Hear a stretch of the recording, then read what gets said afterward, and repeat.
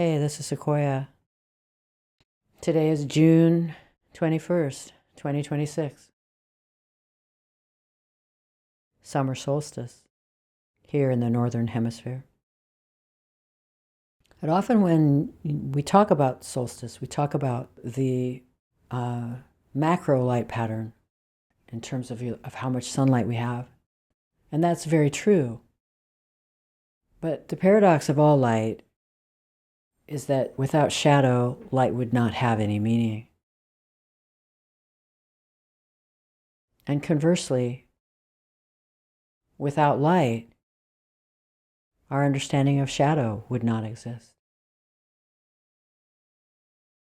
So I would invite you to think of solstice and actually the transition that we go through throughout the year, not as a large pattern of light here and a short pattern here, even though that's true, but rather as a dance by which we move through these shifts in shadow and light.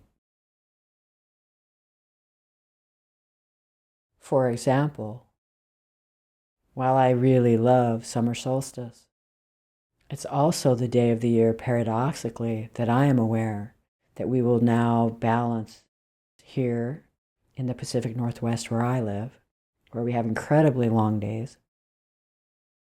And the length of the days will seem about the same for the next 2 or 3 days.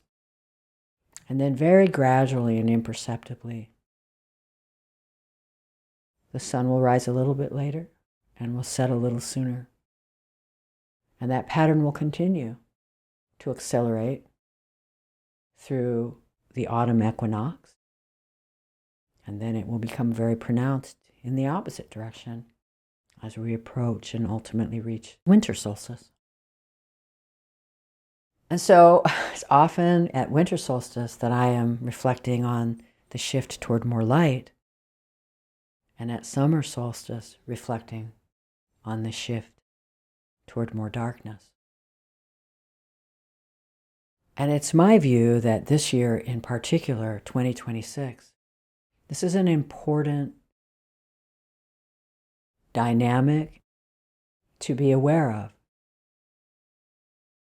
because we are at a unique time in human history, one that many people are commenting on regarding our transition from homo sapiens to homo luminous, the light beings, a process which is very much underway.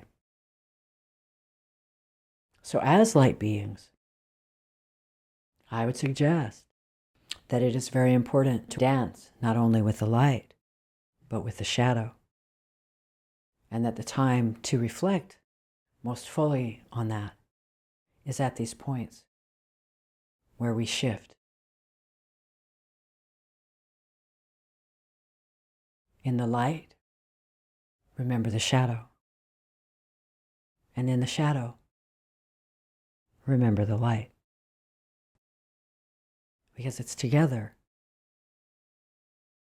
as we move in and through those patterns that we begin to come to know ourselves in this moment of great transition from what is known as third density Earth to fifth density. And we are that transition. It is not something that is being done to us. It is not something that will happen because you get on a spaceship and fly off to a different place. It is something we will co-create as we explore shadow and light and the dance that exists between them. And as we become the light beings, the protectors of this place, beings who understand their history and their role in a galactic phenomenon that has already been recorded in the Akashic records, but which we are living through now.